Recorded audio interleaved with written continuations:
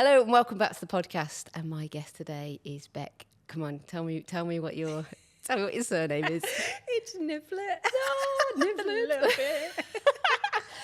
All right, she who dares wins. Tell me how you've dared and won. So I've thought about this question. I've thought about it quite a lot. I'm an overthinker. Okay. I've always been discouraged from thinking too much, but I found some of my best answers when I've been just sat there and thought. And I think that I've been subconsciously daring myself since I can remember, which sounds a bit vague, but I've always looked at myself as quite a introverted, shy, not much confidence. And when I thought about this question, I've looked back on what I've done since I can remember, let's say my formative years from being a teenager.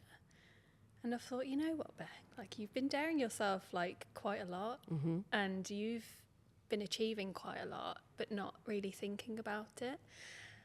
And when you get asked a question like that, you feel really like big-headed. But I'd say it would start from secondary school. Okay.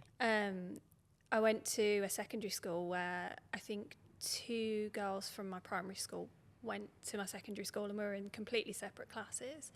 And it was just like throw me to the wolves kind of situation, because I was really quiet, I was really shy, and I kind of had to start everything from scratch, and it was terrifying. I still remember that first day when buildings seem so tall and you seem really small, and you're in this like weird uniform, and it feels weird to think going from primary school to secondary school, it's such a big jump. And I remember standing there and being like, I don't know how I'm going to be able to do this. I wasn't very academic. I was okay at school. But I really did struggle through school, finding my feet with friendships and where I kind of sat in that whole kind of space with education. And, you know, you just go through different friendship groups and you find it really tricky. And then you kind of put yourself in friendship groups that aren't really good for you. And then that causes problems at home, and then you become this like teenager that's just like off the rails, and not in like any extreme sort of way, but yeah, just really trying to find my feet, but still trying to do well at school and whatnot. And I remember when I finished my GCSEs, I didn't have a clue what I wanted to do, because I'd never thought that I'd want to go to uni or anything like that. Just the thought of work at that age or any sort of career just didn't even cross my mind, because I was still trying to figure out like who I was as a person or what I wanted to do. Yeah. So I went to college. I ended up doing a BTEC in college, because again, A-levels, I was just like, I am so done with exams. Like I just don't have the patience for them. And to put a 15, 16-year-old in front of a desk for 3 hours and just writing, I couldn't think of anything worse for me. Mm-hmm. So I did a BTEC, and I did it in uniform public services, because I had it in my mind that I wanted to join the army. Ah, interesting. Yeah, so I have quite a few members of my family that are in the army, and I think I saw it as kind of like not an easy way out, but it was just like well, I'll just go and do that. And I sat down and spoke to my mum and dad about it, and they said, that's fine, but maybe do a course on it first or something like that. Or something so you're not just like throwing yourself into it first, see if it's for you. So I did uniform public services at college, and that's when I kind of started to really understand it was like the start of understanding what brought me joy and what my skills were as a person and where I sat in kind of like this whole world, I guess. So it was, honestly, them 2 years were like, looking back, some of the best years of my life, unknowingly at the time. Like we were just out camping and doing all of these fun activities like every single week.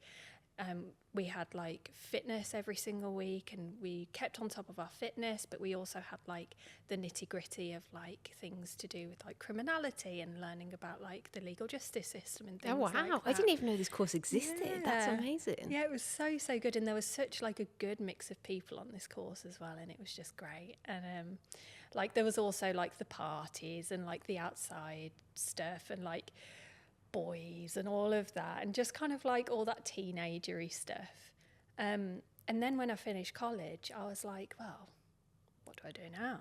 Because I'd met a guy and I was just like, I don't want to join the army anymore because this is my forever man or whatever.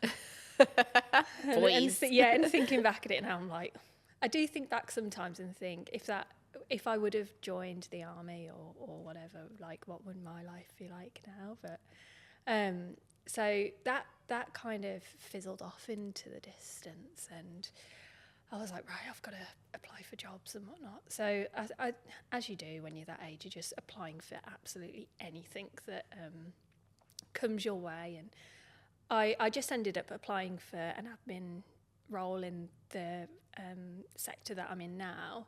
I don't like to kind of, not that I don't want to speak about it, but I just don't like telling people where I work. It's quite protected, isn't it? Yeah. So I applied for that, thinking nothing of it because it was one of many, and I got it, and I was like, oh, okay. So then, from the age of, goodness knows, I think 19, 20, I think, I just started my career, and it was, I didn't really give it a second thought at the time of like what I was like involved in or what I was employed to do, and I was like, just doing my work. And then thinking about it, I was like, that's a really big responsibility or thing to do at that age. And I just kind of worked my way up and up and up and learnt new things. And I truly believe that doing what I have done with my career and all the kind of the opportunities and the projects that I've been involved in has just skyrocketed my confidence in who I am as a person. And my career has just been such a big part of my personality for so long that I feel like that was the only part of my personality. So then that's when I started to kind of get into, okay, well, what is it that makes me me? Because I am not letting a job define me as a person. As much as I love it, I love work, I love just being focused on something and having that structure in my life.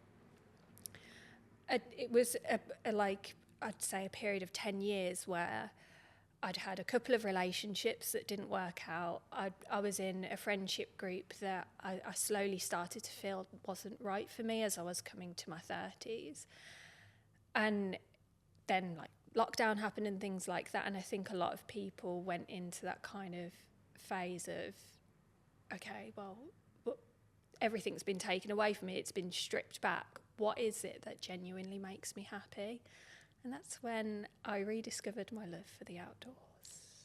So amazing. And I kind of, for want of a better word, shed the weight of what was around me at that time, and that was really difficult. Was that friendship group? Yes. And so what age were you when that kind of happened? I think I was 28. Which is quite young to have that like start realisation of, and I think that is so bold because I think we all sometimes hang on to things that don't align with us or suit us. Yeah. So that's incredible. So thanks. It was really tough at the time because I was living by myself. I just come out of a relationship that I held very dearly to my heart, but again it was that this isn't right for me because I know deep down that it just doesn't feel right, and I've learned to trust my gut instinct, and I knew that like what I was about to go into was going to be really tough, but luckily my family my mum, dad, my sister, my nan were just there for me. And there was a time where I had no friends at all, and I remember sitting there in my house and it was quiet, and I was like, what have I done? I've done this to myself, and what have I done? And it was just as we were coming out of lockdown, and I was like, right, I own my own home. I don't have a lot of spare cash. I do have spare cash, but not to travel the world or anything like that. And I've got these responsibilities. What can I do? So I bought a little camper van and I did it up. And that was the start of like me finding my independence, because I'd always relied on other people for kind of things to do or opportunities or things like that. And I was like, I need to learn to be independent. And some people think, oh, well, you're forcing yourself to do things that you don't want to do. But I knew that I had to do it. And so I'd just take myself off on a weekend in my van and just figure it out from there. I'd sit for hours and hours and hours on YouTube researching tents or head torches or trails to follow or anything like that. And then that's when I started to get into kind of like the Instagram kind of social media realm and using it as inspiration, looking at content creators and influencers, even though I try and stay away. Everyone hates that word, don't they? And just looking to those people for kind of like, for not happiness or hope, but like, okay, well, these women are doing it. I'm trying to get to where they are, so surely I can do it as well. So I started small, local, then I kind of pushed myself a little bit more and a little bit more and a little bit more. And the more I did it and the more that I shared, and going back to Instagram, when I started to upload pictures, I got a bit of backlash from the people that I shared before, like kind of, what's she doing? What's she trying to? Yeah, what's she trying to be? Who is she trying to be as a person? Right. She's trying to fit herself into a box kind of situation, or trying to be an influencer, or trying to be a content creator. But I was just sharing photos, or I was documenting what I was doing to my van because I had no one else to talk to about it. I was doing like reels on like little progress things because it was just me. It gave me something to do at the end of the day. Yeah. Like if I could fill my time with 2 hours of putting together a reel, that was worth it for me, because I went through a period of time of, I was terrified of being by myself, and my anxiety and all of that, it just snowballed and snowballed and snowballed. So I needed things to keep my mind occupied. Did that also, because I think this is also something that people that don't do content creation don't realise, it brings you joy too, because you're actually creating. I think people forget that. Like it's not doing it for the external.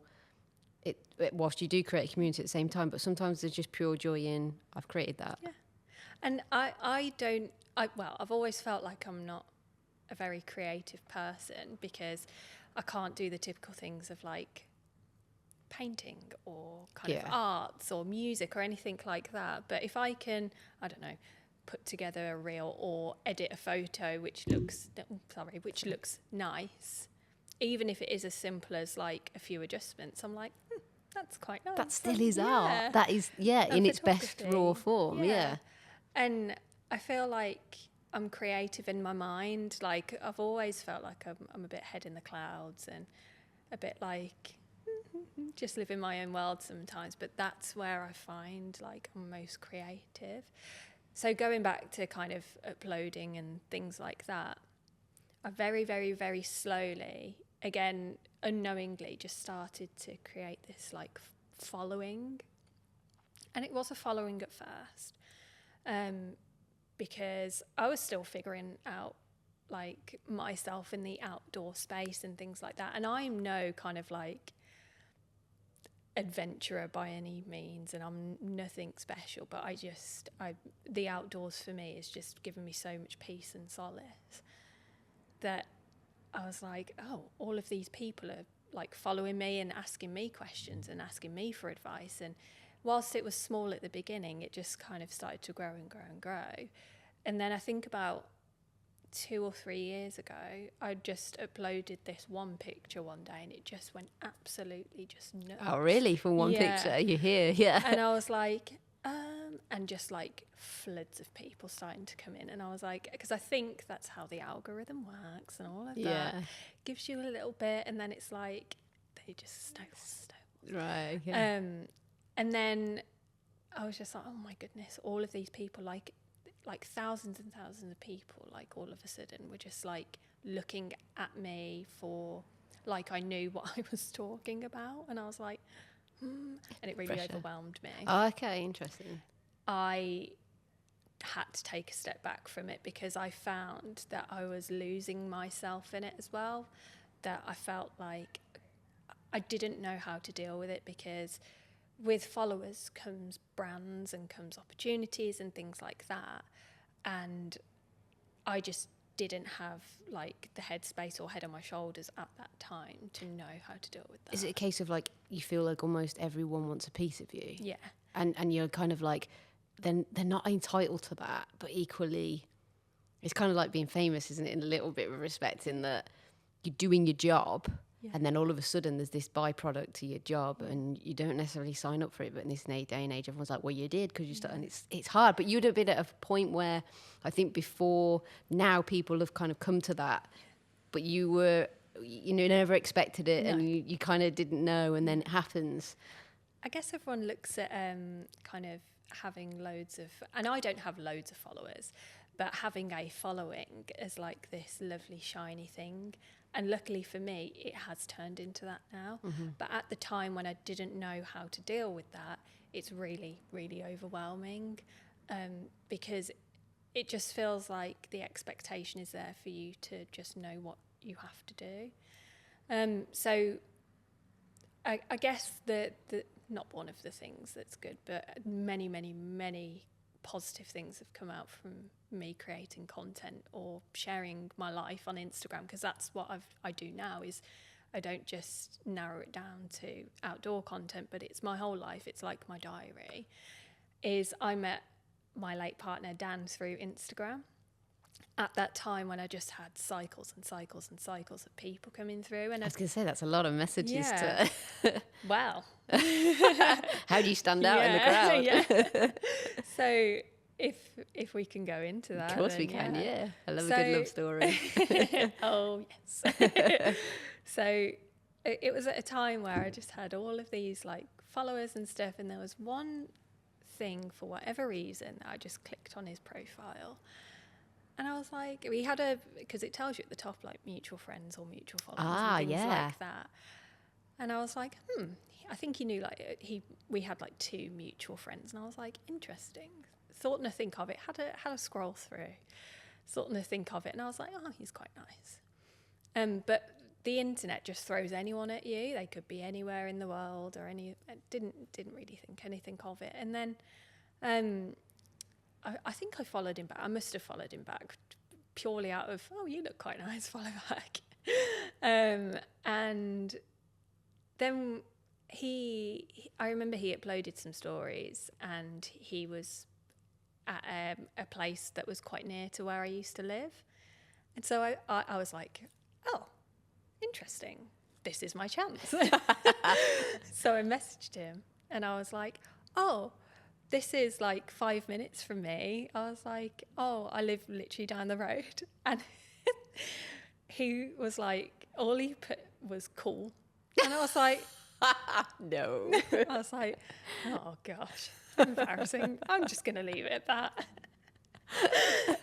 And and thought nothing of it after that. And then I think just naturally we started talking, because a few months later he put up some stories about, because he was going through a tough time with like depression and things like that and anxiety. And I was like, right, I know that his response to me before, like, he wasn't interested, but I was like, I've been through something similar, like let's see if I can help or share like how I've kind of got through mine and things like that. And so I messaged him, and I was like, look, I know that we don't know each other, but XYZ, and just started to chat to him about like what I went through and what kind of helped me. And from there we just started to speak, just chat. I was like checking in on him and vice versa. And then it just kind of was like, oh, do you fancy going out on a walk one day? And he was like, yeah.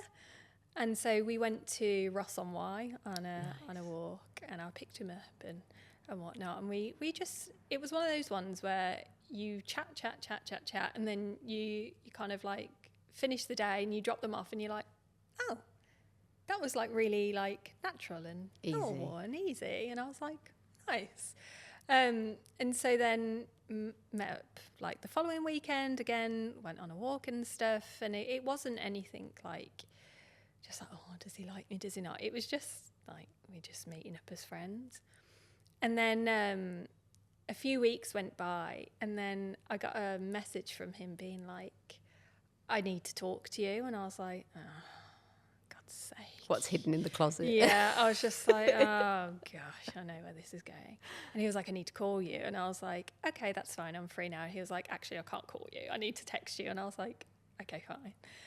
And he was like, I really like where this is going. Like, I think you're really lovely and whatnot. But I'm going to Japan for the winter for like 6 months. And he was leaving in, I think, like a month or two. Oh, wow. And I was like, for goodness sake. I was like, no. And I was like, I sat with it for a bit and I was like, okay, it's 6 months. Like, it's fine. If I really enjoy him as a friend, and I was like, that's fine. I was like, I really respect you telling me that. Like, that's really kind of you. And like, we'll just see how it goes. Like, it's nothing major. And like, it's fine. And he was like, oh. I was like, it's fine. And like, from like, since everything, like both his mum, his friends, his work colleagues have told me like he was really fretting about it. He went to speak to loads of people about it. He was like, how do I tell her? Like, what do I do? What do I say? Like, really worrying about it. And I was like, oh, that's nice, Dan. So it was kind of this like whirlwind, because since that conversation, like, it was like, oh, well, we like each other then, don't we? So I think we had like 3 or 4 weeks of just like, I don't know, just enjoying like spending time with each other and like dating, I guess, before, like, honestly, he went to get his visa stamped in his passport in London. I went with him. And then within 12 hours, he'd booked his flight and he'd gone. Oh, wow. And I was like, oh, well, what do I do?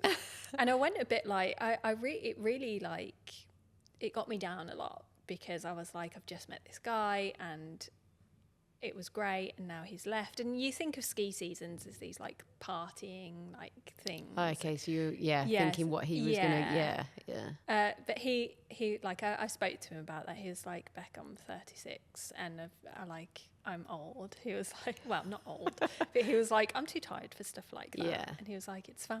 And I was like, okay, but you just still kind of like, oh. It was fine. Like, we spoke pretty much every day, and like, I was living vicariously through him in like the Japanese mountains, and because he was such an avid skier, loved the outdoors, like, he was just in his element there, and seeing that was just like, I was a little bit jealous, but at the same time I was like, that's nice. Oh. And then I think in February, so he left in like the November, and in the February I either woke up to a text or saw a text. He was like, I think I might have broken my leg. And I was like, right, Dan, you think or you have? And he was like, no, I've definitely broken my leg. So he was in hospital in Japan for a couple of weeks. Well, no, about a month. He had a couple of surgeries and things like that. Wow, big break then. Yeah, huge break. But in true Dan spirit, he was just like, well, here's what it is, isn't it? He was like, at least it was at the end of the season. And I was like, well, fair enough. So he got through that, and he was a bit gutted, because like, going around on crutches and stuff around like these last few weeks in Japan, he was like, So I think he came back with a bit of like, not a heavy heart, but it was just like, So he came back in the April, and I picked him up from the airport and then just moved in with him. Well, you'd waited a long time, so. And I was like, I've got to look after you now anyway. You've got a broken leg. And he was just like, yeah. And so, yeah, we just kind of like existed with each other then. And then from the April, he just wasn't himself. And I say that kind of, I don't know, it makes me feel funny saying that, because I don't think I spent enough time with Dan to know who Dan was as kind of like a healthy person. Like I only had them like a few weeks before he left, and we were still in that like teenager stage of just like ooh. So it was kind of like didn't know who that person was or what that kind of relationship was like, because it was probably about a month after he come back that he started to get quite sick, and then obviously him coming back with a broken leg, like that wasn't on best form, as you wouldn't be, would you? Yeah. And I mean, he was loving it because he like just played PlayStation all the time, did Lego. And just had like his dinner made for him and stuff, just like me driving him around. And then like obviously I didn't know Dan as a person or how he lived his life, but when he was having some of his symptoms and whatnot, I was like, Dan, this isn't like right for someone who's so like healthy. And because he'd work out every single day, he had like a gym set up at home, and he didn't even have the energy to like touch that. And we just thought he was kind of recovering from like this really serious break and surgeries and whatnot. And I think it was the August where it kind of like came to a head, and I was like, Dan, something is not right. Like, I know that you're going through the doctors and all of that, but it's not okay. We need to go and get this like properly looked at. So we went to A&E, and because Dan was already being like checked out for a few things, they were like, look, we'll just get you an emergency like appointment. And to be fair, the doctor was like, let's tick the bad things off the list. We'll get all that bad stuff out of the way, and then we'll just work from top to bottom. Whereas before, the doctors were working from like bottom to top. So I was going to Wales actually on some content creation stuff, and Dan had his appointment for an endoscopy, and I was like, I'm not going, I'm coming with you, because his mum was going with him as well, and both of them were like, it's going to be fine, just go. And I was like, but I'm going to be away for the weekend, and what if it's not? And they're like, but it's going to be fine. And I was like, okay. So they shoved me in my van and sent me on my way, and I said, regardless of what it is, regardless of whether it's a little person living in your stomach or a little parasite or a stomach ulcer or whatever, please just call me as soon as you're out. Okay. So I was driving down the motorway and my phone rang, and I was like, so I answered, and I was like, I'm on the motorway, do I need to come off? And Dan was like, yeah, you might want to come off. And I was like, oh. So I came off the motorway, and I found a service station. I just sat there and I called him, and I was really hesitant to call him. And so I called him, and he was like, you said you wanted me to tell you regardless of what it was. And I was like, yeah. And he was like, yeah, they found something quite bad. And I was like, my whole world just felt like it came crashing down. I forgot to tell you about a huge bit of the story, that not even a week before that, I'd told work that I was going on. They'd authorised a career break for me. I'd told all my colleagues that I was leaving for a year, because Dan and I were going to go travelling. We were going to go back to Japan, do all that, and just travel from there. So we had all these plans, and a week later, we'd found this really scary thing. And he was like, it could be nothing though. And I didn't want to say to him at the time, but I was like, okay. So I think we had an appointment a week later with he was a consultant, but not an oncologist. And it was a really grey day, and we turned up, me, Dan and his mum. And a couple of years earlier, I'd also lost my aunt to cancer, and hers was really quite aggressive, and me, my mum, my sister and my uncle looked after her, because hers was so bad that they just couldn't do anything for her, so we just cared for her at home until she passed. So I'd already witnessed someone passing and caring for someone with something like that can't be stopped. So that's all that was going through my mind. So I kind of knew what a Macmillan nurse looked like what uniform they wore, because they don't wear badges when you're not aware of what you're going into. And I remember we got called in, and we walked into the room, and I just saw she was lovely. This woman sitting at the back of the room in the uniform, and I knew in that second I was like, something really bad's about to happen. And Dan and his mum, like, you sat at a normal kind of like doctor's appointment, and I was like sitting there shaking, like trying to like hold face. And you could tell that the doctor didn't really know what to say or how to deliver what he was going to say. And he basically said that you've got stage 4 cancer. Jesus. And it's in your esophagus, it's in your stomach, and it's partially in your liver.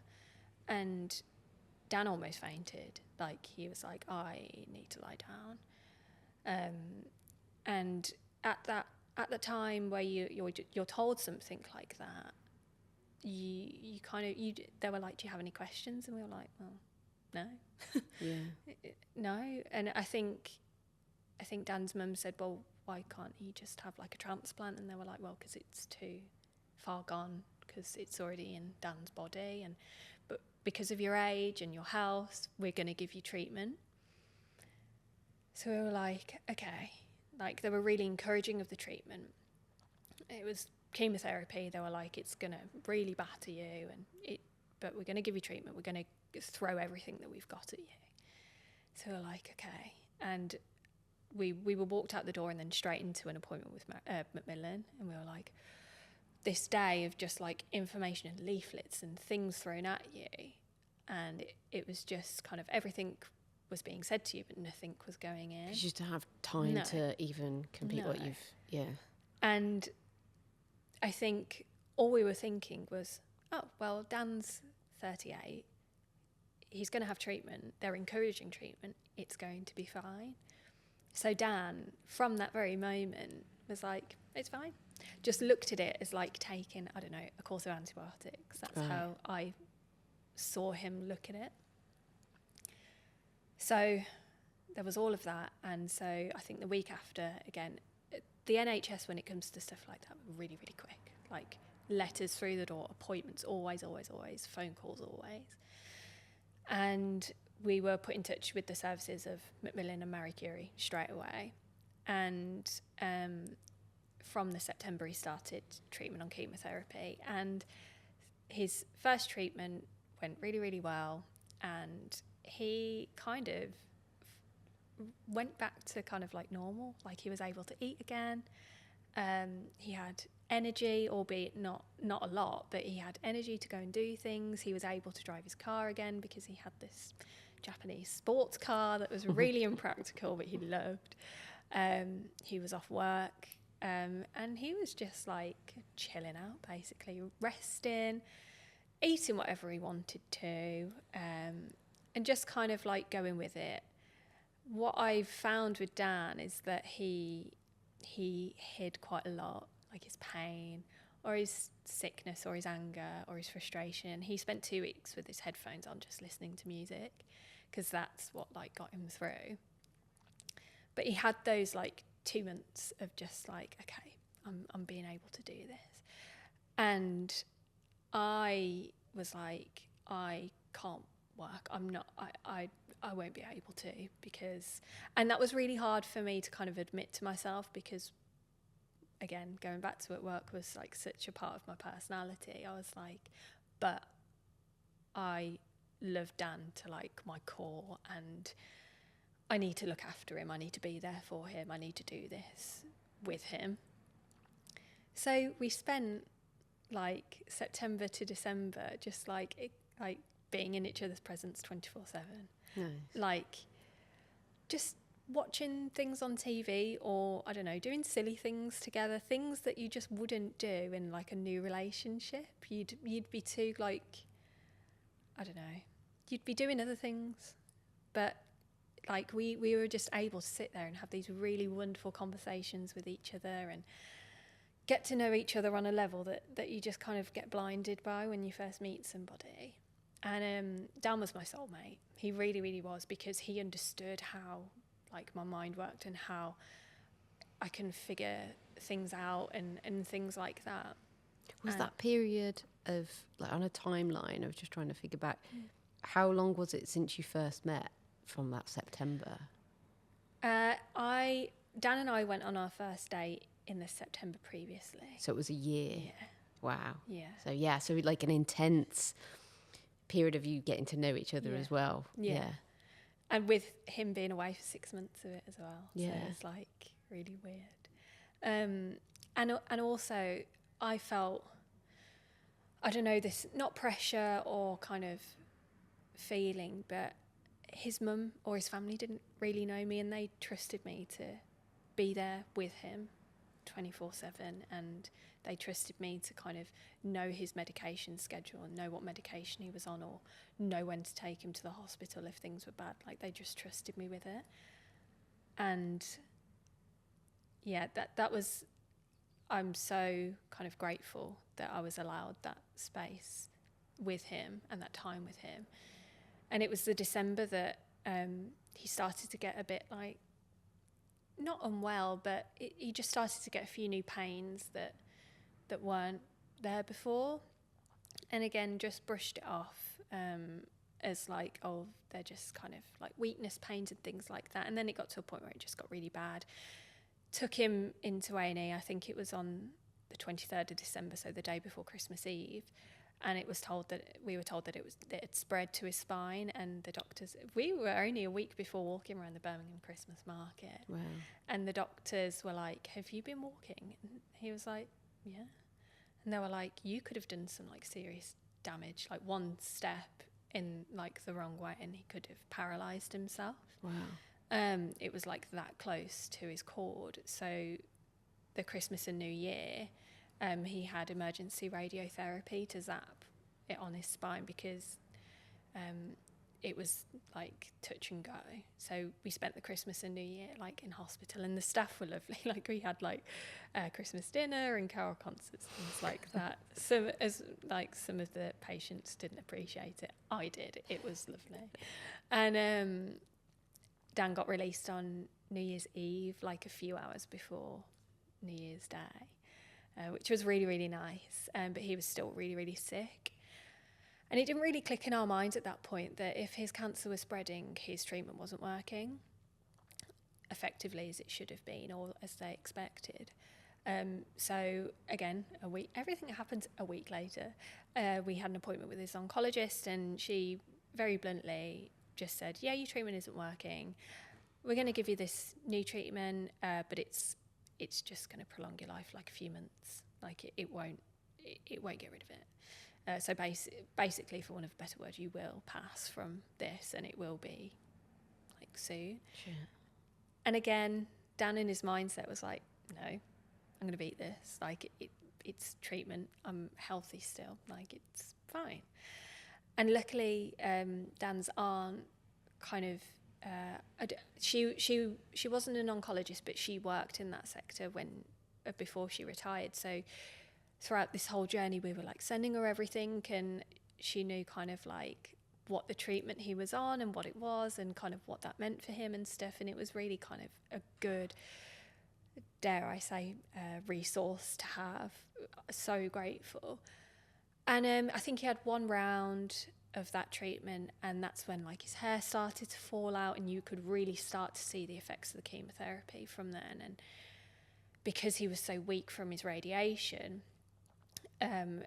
his body just wasn't well enough to kind of hack that really intense cycle, and it just went kind of downhill from there. And he spent, I think, about 5 or 6 weeks in hospital after that, of just like, well, what is going on? Because his treatment had to be delayed because he got really sick. And his aunt ended up coming down and having a chat with one of the doctors to be like, what is going on? Why is he still in the hospital and nothing's really happening or progressing or moving forward? What is he doing here? Because it's distressing for him to just be in a hospital.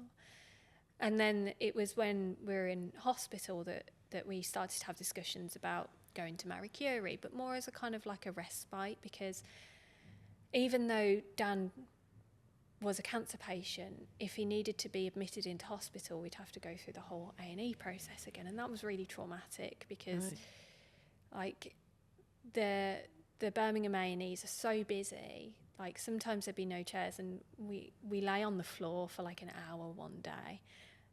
He was really sick, and it's like it just wasn't a good situation to be in. Then you have to explain to all these new people, and then you get put on a ward, and then you have to start explaining, and it's like the whole thing again. And it was really traumatic, and he just didn't want to go home because he was so fearful of having to go back into that situation again. So Dan was accessing the services of Marie Curie throughout his whole treatment. He'd have like massages like every week and talking therapies and things like that, which I also had access to and used, which was a blessing. And so we started to have conversations about going to Marie Curie for a couple of weeks, just to kind of relieve the pressure from his mum and me and whoever else was around him, and just kind of put that care into kind of staff who not knew what they were doing, but that's what they were there for, to care and whatnot. Not to say that the hospital staff weren't doing that, but they just don't have the time or the resources. It's just another level, isn't it? Yeah. So Dan was like, yes, please. Like, I know that bed space is scarce and things like that, but yeah, please. So they were looking into that. And then by that point, his aunt was having like real, like solid conversations with the Macmillan team and his oncologist to be like, okay, well, where is his treatment at the moment? And then the next day, his mum and aunt like spoke to me and said that they'd had a conversation with the doctor the evening before, because of like visiting times and stuff. You could only be there 11 till 8, and I'd be there 11 till 8. And they both collectively told me that there was nothing more that the doctors could do, and that if Dan was to go to Marie Curie, it would be to pass away. So I remember that day, I think it was a day or two after Valentine's Day, and we got the same Macmillan doctor in again. He was like a consultant for the oncologist, but from Macmillan. He was one of the loveliest people ever, and he kind of broke the news to Dan, and Dan was like, yeah, you spoke to me about this the other day, like, yeah, I want to go to Marie Curie. And the consultant was like, okay, let's do it then, we'll go and find you a bed. And obviously, like, his mum and his aunt and I were really upset, and he looked at us and he was like, oh, have I got the right end of it? And he was like, is that it? All right, so he didn't know. No. And we all just looked at each other and like nodded, and I was like, I'll go and get the consultant again, and had a good chat with him, and we managed to get him a bed I think it was the day after. And by that point, Dan was just so kind of not out of it, but just like getting to grips with this information that he'd just been told, that we got him to Marie Curie. He must have been in so much pain, but we bundled him into the back of his mum's car, took him to Marie Curie, which luckily was 2 minutes down the road from both his mum and I and his sister. And we just had to deal with the fact that they thought it was weeks at first, but it turned out to be days. But we got to spend 24/7 with him in Marie Curie. And we had beds there, and me and his mum stayed there every single evening, and his sister and his niece and nephew, and any visitors could visit any time of the day. Phone calls and just whatever food you wanted to, tea, coffee, drinks, whatever you wanted, you had. And the care of the staff and nurses there was just like unmatched. And even Dan's Macmillan nurse came to see him, because Dan's Macmillan nurse was the only person that he listened to. We'd say something to him, but then his Macmillan nurse would say exactly the same to him the next week, and he'd be like, oh yeah, I probably should do that. And his mum and I and his sister would sit there and be like, and just surrounded with love. But he never lost himself, even in those last few days. He still had those little bits of Danisms in him, and he was so polite and so kind, and apologising if he didn't have the energy to like speak to someone on the phone if they wanted to FaceTime him, but he'd like nod, and that must have taken so much energy from him. And I was just really fortunate to be there. Yeah, he sounds so brave. Oh God, the bravest person I've ever met, Yeah. and just taught me so much in such a short amount of time without doing much. Yeah. Just how stoic he was, and how brave he Yeah. was, and his mindset. And to be with him, me and his mum, and his sister had only just left, and he knew that, and because she had the kids with her, and he was just I just hope that he knew that he was safe, and that he was looked after, and that he was loved. And I will never, ever, ever forget having the privilege to look after Dan in that part of his life, and to be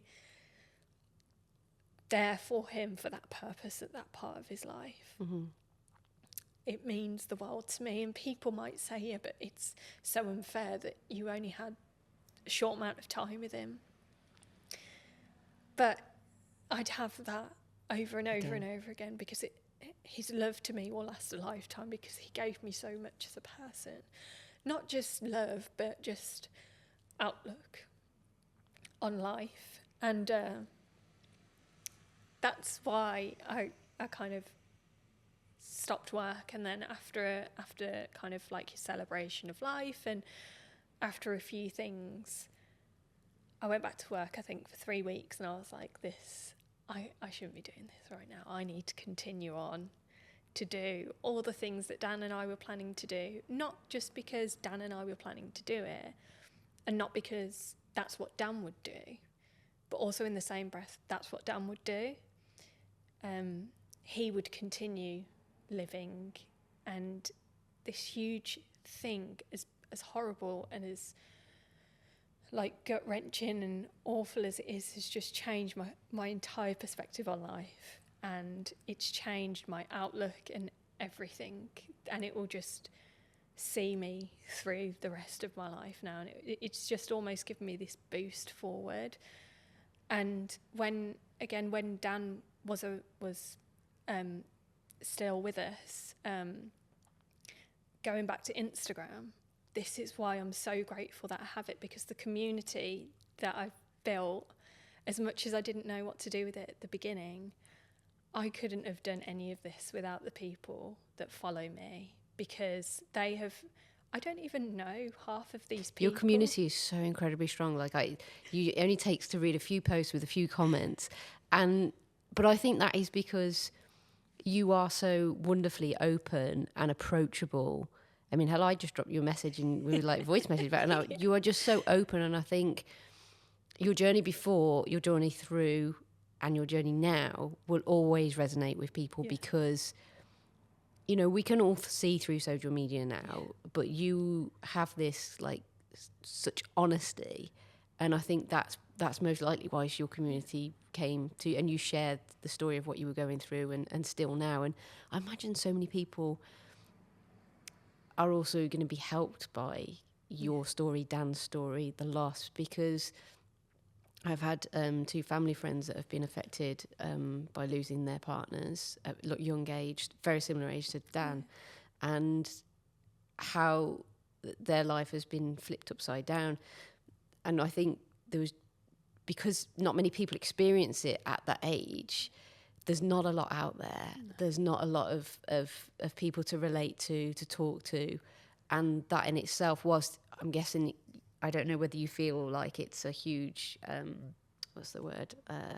responsibility, because it is not your responsibility to share that. But equally, if you are, you're having such an impact. Yeah.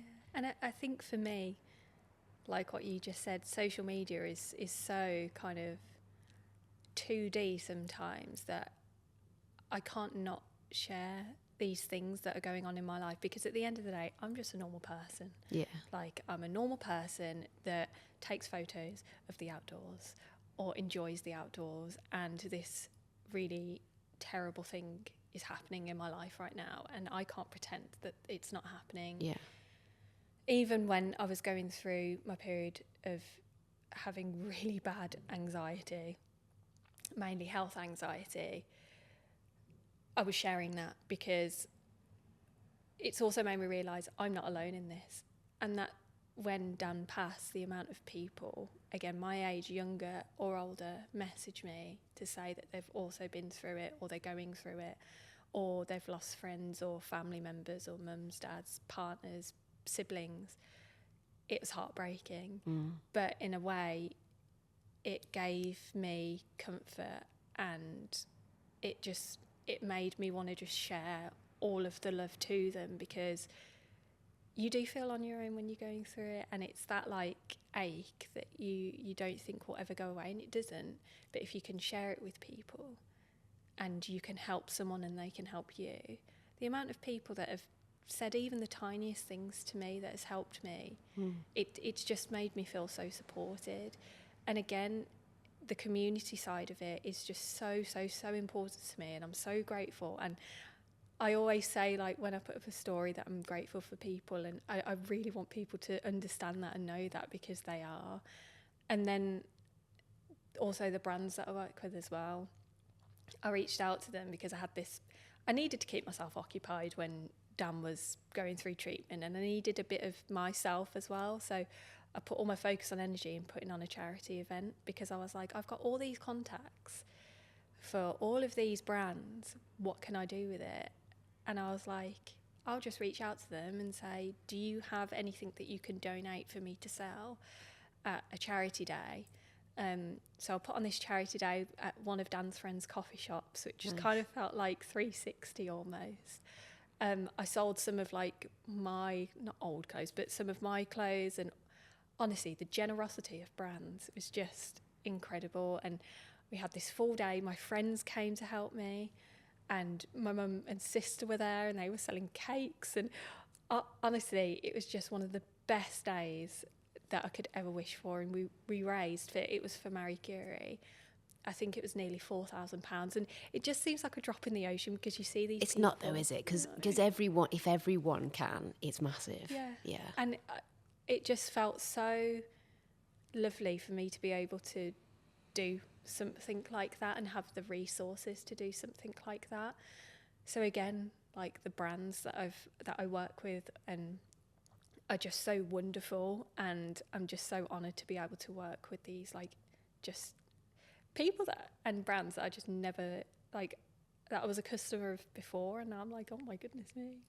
And again, social media can be an awful place, but I'd say 90% of my friendships now, and like core friendships, like that I know that we will be sitting in the retirement home together knitting, have been found through social media, Right. Instagram, all of my friends. Like, I'm going to meet. She's one of my best friends. I'm going to meet her after this, and they're all dotted about the country, but it doesn't matter.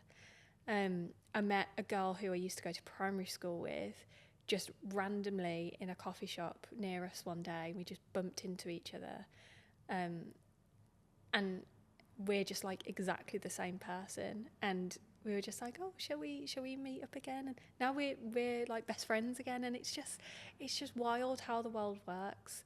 And I truly believe that even the most awful things in life don't happen for a reason, but things come from things like that. And I take comfort in that. And I always try and learn from things. And I know it sounds so cliche and so many people say it, but if there's one of many things that I have learned from losing Dan, is that I had a chance to experience love. I was so lucky that I experienced a love in this lifetime that just had no strings attached, and it was unconditional. And that's what I take from that every single day. And that's not to say that I won't experience that again, but it will just be different, and it'll just be as special because that person will also have to deal with me still celebrating Dan's birthdays on the top of mountains and doing these things, I don't know, but Dan will always be a part of me, and he will always be a part of me, but I know that he's projected me to just build myself up even more as the person that I am. I was going to ask, were there any conversations about kind of what he wanted from you for the future? Did that ever... We never spoke about it, I think purely because it was never a thought that crossed his mind that he wasn't going to beat it. Yeah. And by the time that he was told such, he wasn't not all there, but he wasn't able to articulate any sort of conversation, and it was really overwhelming. But I mean, even since before he was diagnosed, I'd cry to him, or I'd be really emotional to him, and he'd be like, well, it is what it is, isn't it? And I'd be like, yes, but no at the same time. And he just used to be like, you just got to take it as it is. And I'm like, okay. So I'd be like weeping, and he'd just be like, it's going to be fine. And I was like, okay. But I knew, and I know that he would just want me to be happy. Like, we never had a conversation in the end. I had a conversation with him, and he acknowledged that conversation with me. But like, I think it was on his final evening, I didn't really sleep when I was with him at Marie Curie, so any kind of movement he'd make, I'd wake up, and we hadn't spoken for months, and sometimes I sit there and just look at our WhatsApp conversations, and I'd say for a month it was just me sending him messages and like sending him how I felt and how much I loved him and things like that, which I don't know whether he ever read, but he woke up and he stirred in the middle of the night, and I was on the edge of the bed like this, and he must have used so much energy. He moved over the bed and gave me a kiss, and he looked at me, and I knew that that was like his, you're going to be okay, and look Beautiful. after you, and I would treasure that for the rest of my life, because I know that was him telling me whatever he wanted to. It was really special for me to, I mean, it's really traumatic at the same time, but now I got to climb Mount Fuji on his birthday, which we were going to do anyway. Right, okay. Together. That was one of the things that we wanted to do. Dan, every single year, by himself or with other people, used to climb a mountain on his birthday, and he used to take a little cake up with him. Nice. And put a candle on his cake. Dan, if you were to look at Dan, he loves his metal music. He's like really into his fitness, really into his sport, but he'd go and do cute. He took himself to the Beatrix Potter Museum by himself.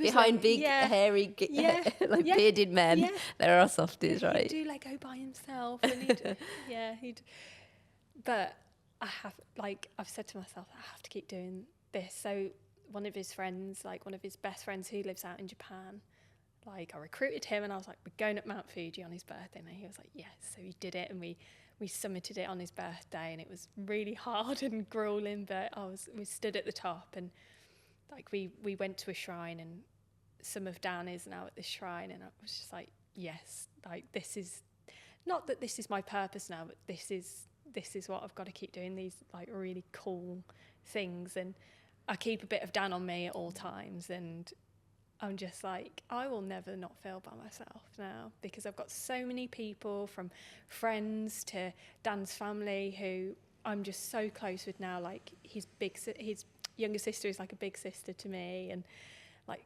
his niece and nephew and his mum, and like all of Dan's friends as well have just encapsulated me. So I've gone from not having any friends and my family around me only a few years ago, and in the space of 4 years just having this community, this business, because my Instagram is my business, and friends, family, a new family around me, and just how can I feel alone now? And I look back at the Bec of 4 years ago and I think, well, you've done experienced some stuff. Yeah. And you've dared yourself. You definitely have. Yeah. And I'm just gonna keep going. Well, listen, I cannot thank you enough for sharing your story. Like, both here today, you're absolutely welcome. Both here today, and then for what you do online is incredible. I know you're touching so many people with sharing your story. You're so brave. You're so honest. It's an incredible story because there's, like you say, beauty in tragedy, and it's a wonderful love story too. It is. It's a love story. It is, and I love kind of how you talk about who you were before, and how you wouldn't wish for that not to happen again, in terms of how, you know, what it gave you, and meeting somebody and how that can impact your life. And I think it's amazing. I'm really excited to see where your journey takes you next as well. Because it is just a journey, isn't it? Like, it's, you know, it's just ever evolving, and the adventures that you get. I know you've got some exciting adventures coming up. So yeah, you are an inspiration to all. You've definitely dared and won. Yeah, thank you. I want to give you a little gift box because I know you've come a long way, even though we're kind of neighbours, aren't we, from the Midlands? Let me grab it here. Oh, this is. There we go. Thank you so much. I went with the big box.